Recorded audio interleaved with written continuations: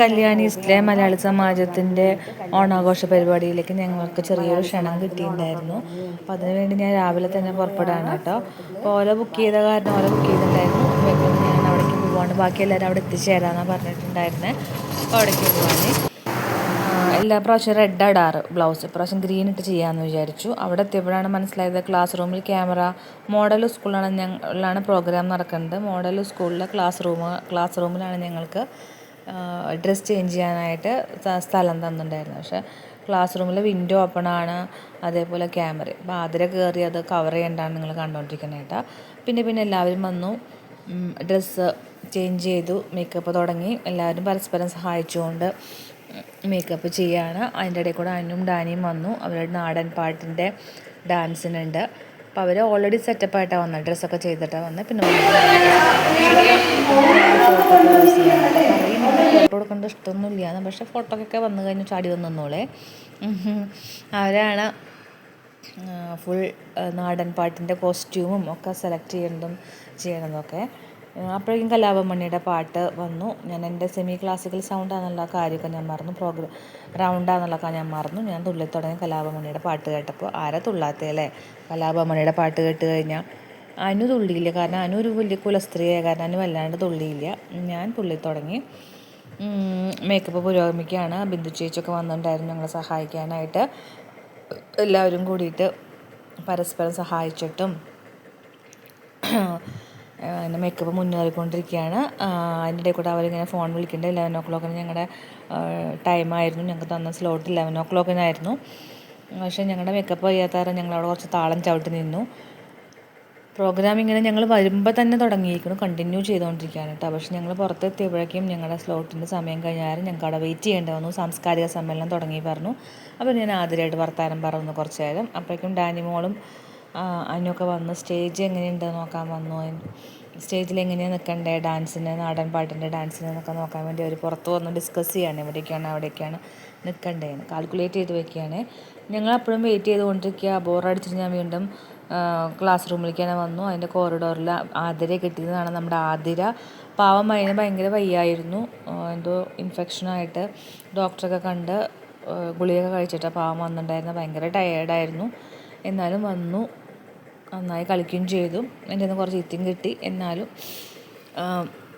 മേക്കപ്പൊക്കെ ചെയ്ത് സുന്ദരിയായിട്ട് നിൽക്കുകയാണ്. അപ്പോൾ ആതിരയുടെ കൂടെ ഒരു കുഞ്ഞി വർത്താനൊക്കെ പറഞ്ഞ് ഞങ്ങൾ വീണ്ടും ക്ലാസ് റൂമിലെത്തിയിരുന്നു പറഞ്ഞു കഴിഞ്ഞാൽ അവിടെ ഇങ്ങനെ സാംസ്കാരിക സമ്മേളനം കണ്ടിന്യൂ ചെയ്തുകൊണ്ടിരിക്കുകയാണ്, സമ്മാനദാനം. അപ്പോൾ അതിൻ്റെ ഇടയിൽ കൂടെ അവർ കൊട്ടിൻ്റെ ശബ്ദം, നമ്മുടെ നാടിൻ്റെ ഓർമ്മ. പിന്നെ ഞാനൊരു തൃശ്ശൂർക്കാരിയാണ്, അവിടെ ആരും തൃശ്ശൂർക്കാരിയൊന്നുമില്ല, എന്നാലും കൊട്ടിൻ്റെ ഇത് കേട്ട് കഴിഞ്ഞപ്പോൾ ഓട്ടോമാറ്റിക്കലി എല്ലാവരിലുള്ള ആ താളബോധം ഉണർന്നു.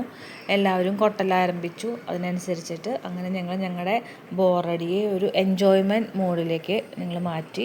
ഞങ്ങളങ്ങനെ ആസ്വദിച്ചിരുന്നു. അപ്പോഴേക്കും ഞങ്ങളുടെ സമയമായി. ഞങ്ങളെ വിളിച്ചു സ്റ്റേജിലേക്ക്. ഇതാണ് ഞങ്ങളുടെ ഡാൻസ്. ഇന്ന് എനിക്ക് പൊട്ടുകുത്താൻ എന്നുള്ള സെമി ക്ലാസിക്കൽ വേർഷനാണ് ഞങ്ങൾ കളിച്ചത്.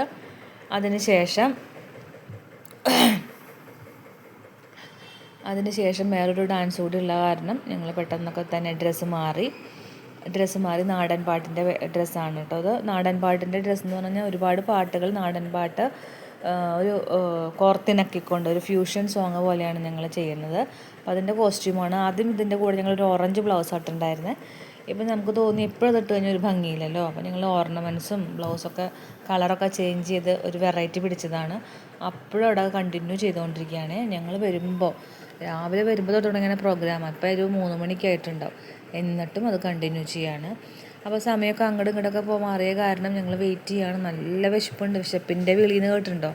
അമ്മാതിരി വിശപ്പിൻ്റെ വിളിയായിരുന്നു. അപ്പോൾ തള്ളിക്കൊണ്ടിരുന്നു, ഞാൻ തള്ളി. ഡാനിമോൾ പറയുന്നത് വേണ്ട, ഡാനിമോൾ തള്ളി ഞങ്ങളൊക്കെ ഒരു സൈഡ് ചെരിഞ്ഞു പോയി.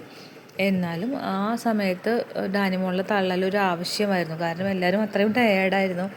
അപ്പോൾ ഞങ്ങൾ സ്റ്റേജിൻ്റെ സൈഡിൽ വെയിറ്റ് ചെയ്യുകയാണ് കേട്ടോ. അടുത്ത പ്രോഗ്രാമിന് വേണ്ടിയിട്ട് ഞങ്ങളെ വിളിക്കും എന്നുള്ളൊരു പ്രതീക്ഷയിൽ വെള്ളമൊക്കെ കുടിച്ച് വയറൊക്കെ മുറുക്കി പിടിച്ച് ഞങ്ങൾ അവിടെ ഇരിക്കുക. അത്ര വിശക്കുണ്ടായിരുന്നു.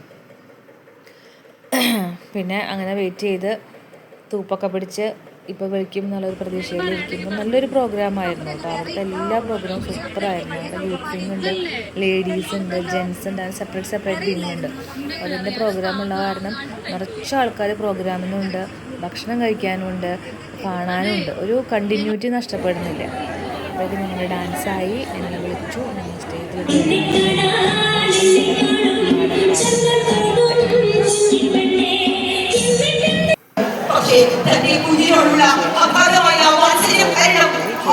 ശേഷം നമ്മൾ തിരിച്ചു പോവുകയാണ്. അപ്പോഴും അവിടെ പ്രോഗ്രാം അങ്ങനെ പരിപാടി കഴിഞ്ഞ് കലാകാരികൾ മടങ്ങുകയും ഉത്സവാടി മാർക്കറ്റിൽ കൂടെ ഉത്സവാടി മാർക്കറ്റിൻ്റെ പ്രത്യേകത എന്ന് പറഞ്ഞു കഴിഞ്ഞാൽ ഏറ്റവും ചീപ്പായിട്ട് സാധനങ്ങൾ കിട്ടും.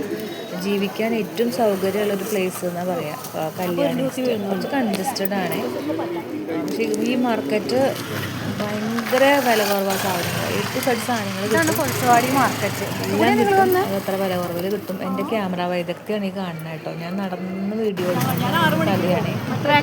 കമ്മലുകളൊക്കെ തൂങ്ങിക്കിടക്കുന്നു, ഡ്രസ്സ് എല്ലാം കിട്ടും. ഡ്രസ്സ്, പച്ചക്കറി, ഓർണമെൻറ്റ്സ്, എന്ത് വേണോ അതൊക്കെ അവിടെ കിട്ടും വില കുറവിന്. അപ്പോൾ നല്ല തിരക്കുണ്ടാവും. അതാണ് ഏറ്റവും വലിയ പ്രശ്നം. നല്ല തിരക്കുണ്ട്. ഇപ്പോൾ സൺഡേ കഴിഞ്ഞൊക്കെ നടത്താൻ പറ്റും. അതായത് ഞങ്ങളുടെ റിക്ഷ കൂടെ ഇരിക്കുകയാണ്.